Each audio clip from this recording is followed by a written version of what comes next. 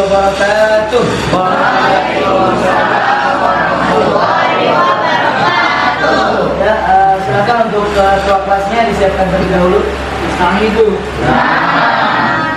Aman. Assalamualaikum warahmatullahi wabarakatuh. Waalaikumsalam warahmatullahi wabarakatuh. Doaan.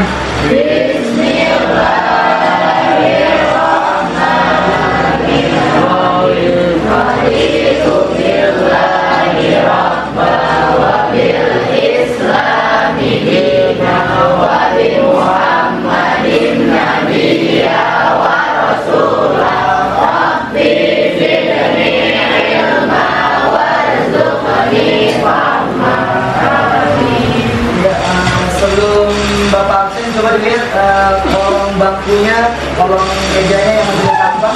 Dilihat terlebih dahulu. Sudah. Ya, Bapak absen terlebih dahulu ya. Aisyah Naila, Alifia, Ijlal, Anissa, Aini, Arya, Ayunda, Bunga, Diantara, Danisa, Bang Levi, Fahra, Gea, Gufran, Ibni, Ivana, Keisha, Lana, Naila, Mirza, Muhammad Fauzi, Muhammad Dafa, Muhammad Farel, Muhammad Rizki, Mutiara, Nabil, Naila, Nazwatun, Rahma, Nur Fatah, Zaima, Widiana. Alhamdulillah masuk semua. Ya, baik. Pada kesempatan hari ini kita akan membahas pelajaran Al-Quran Hadis, yaitu materi yang kedua, bab 2, yaitu tentang sejarah penurunan dan penulisan Al-Quran. Sebelum masuk materi, Bapak ingin mereview ulang materi sebelumnya, bab yang pertama, yaitu tentang mengenal Al-Quran. Coba, ya, kamu, pengertian Al-Quran itu apa?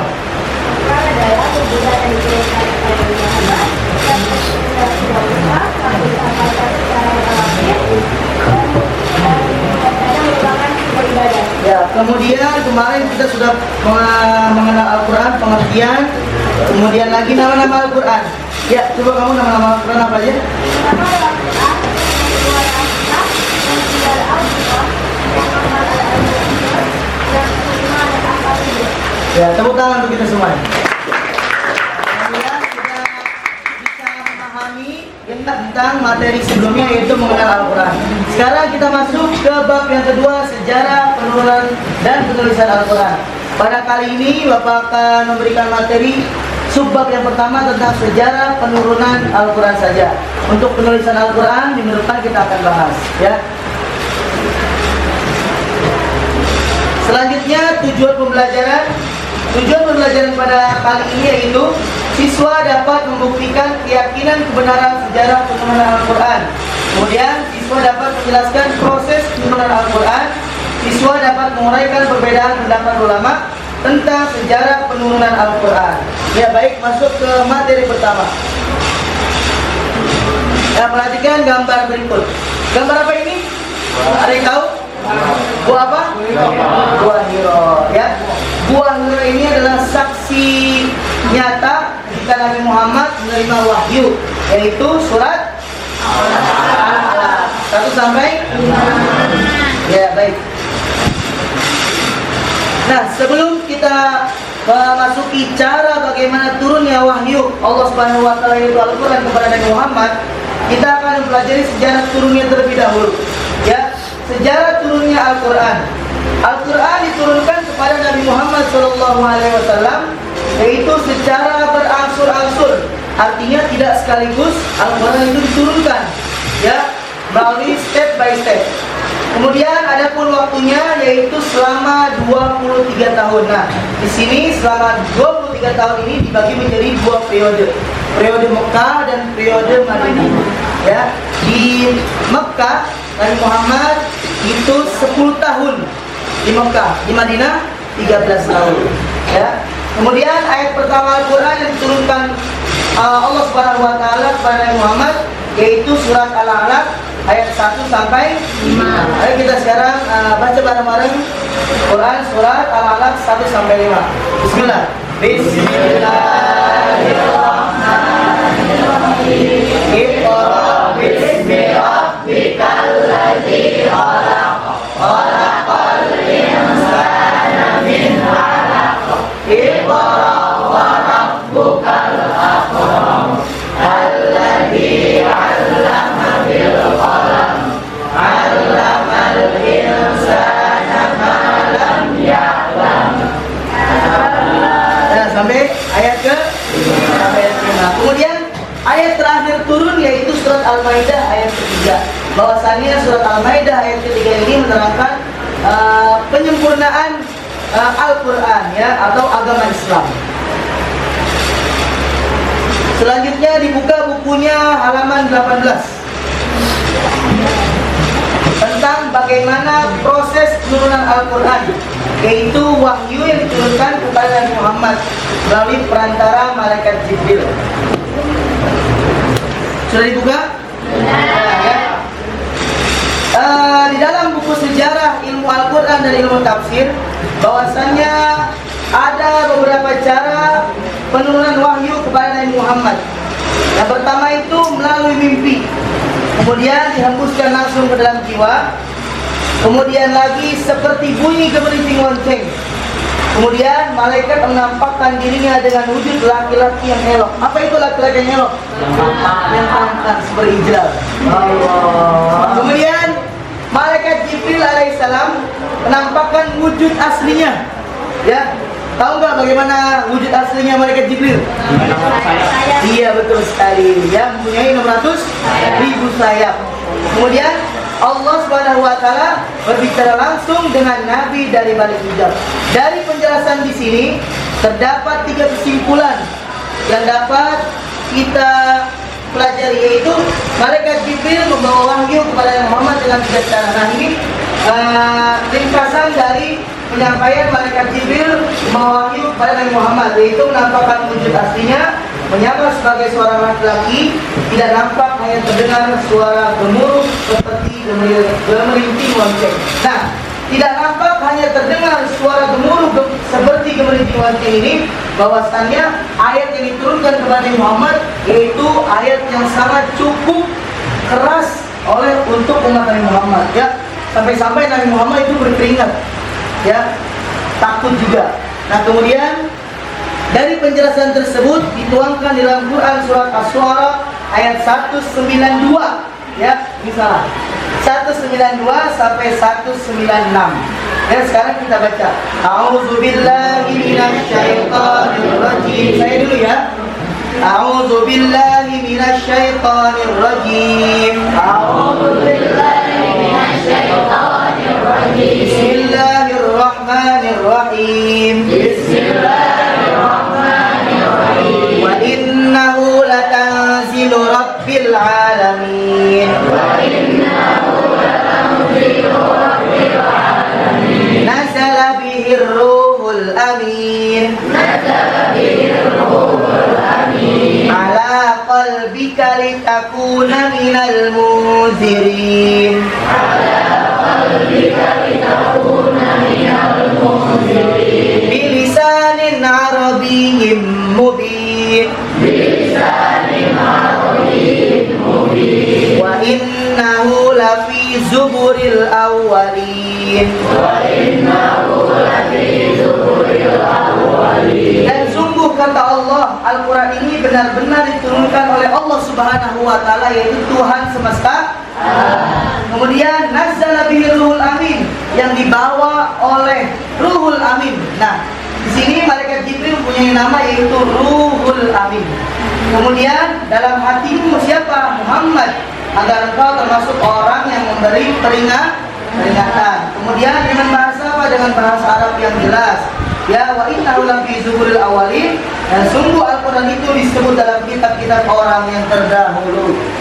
Selanjutnya, materi yang selanjutnya yaitu para ulama berbeda pendapat tentang apa yang diturunkan tersebut.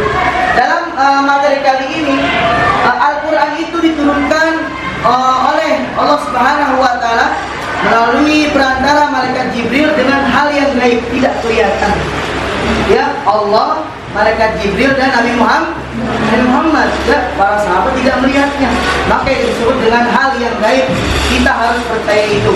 Nah, dalam hal gaib tersebut boleh jadi ada pendapat pertama bahwasanya apa yang diturunkan tersebut berisi lafal dan makna. Malaikat Jibril hanya menghafal Al-Quran dari Lauhul Mahfuz lalu menurunkannya. Coba saudara baca yang pendapat kedua. Malaikat Jibril menurunkan maknanya saja. Kemudian Nabi Muhammad memahami maknanya tersebut. Lalu beliau menafsirkan dengan bahasa Arab. Ya, sampingnya baca pendapat yang ketiga. Yang ketiga, malaikat Jibril mengarahkan dalam pembacara dalam makna dan menafsirkannya dalam bahasa Arab. Lalu menurunkannya kepada Nabi Muhammad SAW. Nah, ini para ulama berbeda pendapat tentang diturunkannya Al-Quran kepada Nabi Muhammad SAW. Kemudian nanti Bapak akan memberikan tugas nih bagi kalian yang bisa akan dapatkan nilai tentang silang ini berkaitan dengan penurunan Al-Quran. Penurunan Al-Quran ada istilah-istilahnya. Yang pertama, inzalul Quran. Proses penurunan Al-Quran namanya inzalul Quran. Kemudian inzal, bukan ijlal. Inzal, ya. Inzal itu artinya proses diturunkan Al-Quran ke Lauhul Mahfuz. Kemudian at-tanzil, proses penurunan Al-Quran dari Lauhul Mahfuz kepada Nabi Muhammad SAW melalui malaikat Jibril. Nah, tadi ini periode tentang turunnya Al-Quran, yaitu ada periode Mekah dan periode Madinah. Tadi periode Mekah berapa tahun? Madinah berapa tahun? Ya, tolong diingat-ingat. Nah, ini proses penurunan Al-Quran, ya. Coba dibaca. Arya baca. Kelihatan? Langit dunia dan lengkap dari awal hingga akhir. Itu kemudian diturunkan kepada Nabi Muhammad SAW.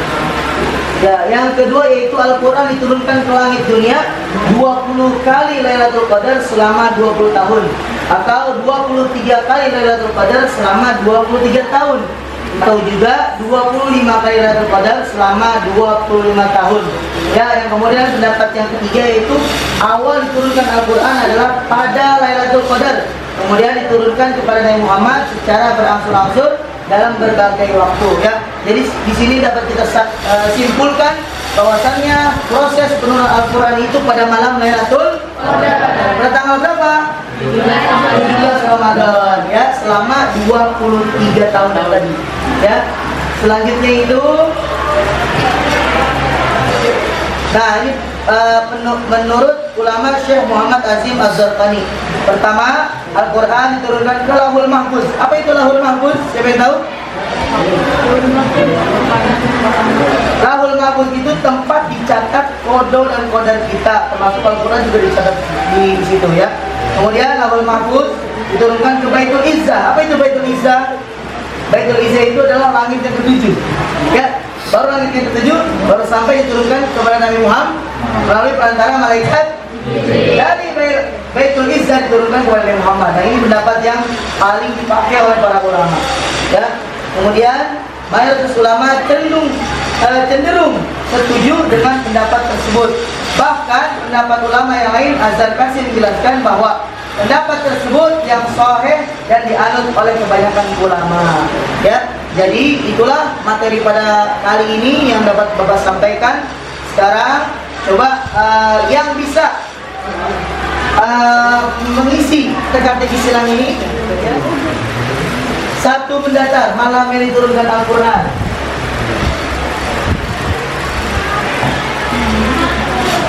Kemudian gua permulaan turunnya Al-Quran. Gua. Siapa yang tahu? Ayo, masuk. Ya, silakan. Ini pensilnya. Gua mendatar. Malaikat yang menjadi perantara turunnya Al-Quran. Ayo coba maju.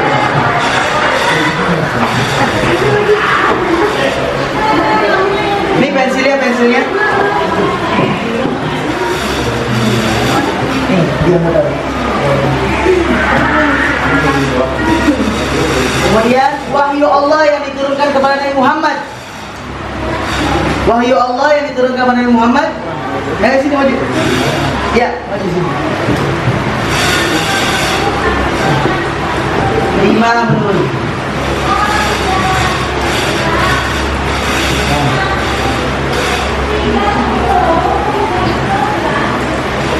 Ya, sekarang kita bahas malam yang diturunkan Al-Quran disebut malam apa? Malam Lailatul Qadar. Ya, benar. Kemudian gua permulaan turunnya Al-Quran disebut Gua Hira. Pertama kali gua diturunkan Al-Quran itu Gua Hira. Kalau Gua Sur beda ya, beda cerita nanti. Kemudian malaikat yang menjadi perantara turunnya Al-Quran disebut Malaikat Jibril. Malaikat Jibril punya nama, namanya siapa itu? Apa namanya? Ruhul ya, benar. Kemudian proses wahyu yang diturunkan kepada Nabi Muhammad disebut Al-Quran. Nah, ini wahyu atau mukjizat Nabi Muhammad yang terbesar. Tepuk tangan untuk kita semuanya. Pada kali ini cukup sekian ya materi Bapak pada kali ini. Semoga kalian bisa mengambil ilmunya dan memanfaatkannya. Ya, kita tutup materi kita dengan membaca doa kafaratul majlis. Subhanallahumma